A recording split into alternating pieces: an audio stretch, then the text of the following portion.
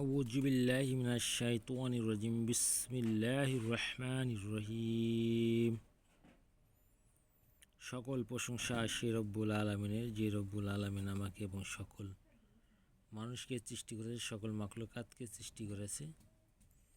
সে রব্বুল আলামিনের প্রতি শুকর আদায় করি, সকলে বলে আলহামদুলিল্লাহ।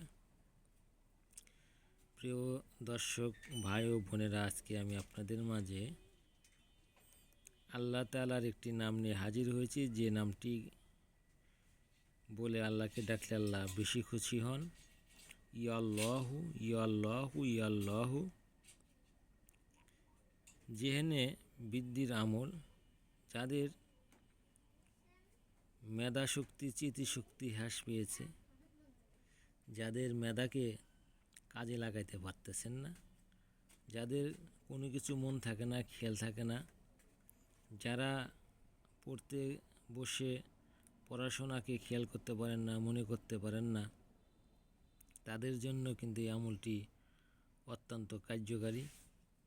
যাদের ছেলে মেয়ে পড়াশোনায় মনোযোগী নয়, অমনোযোগী, এবং যারা এই আমলটি করবেন তাদের অবশ্যই ছেলে মেয়ে পড়াশোনা খুবই ভালো করতে পারবে এবং তাদের মেধাশক্তি বৃদ্ধি পাবে।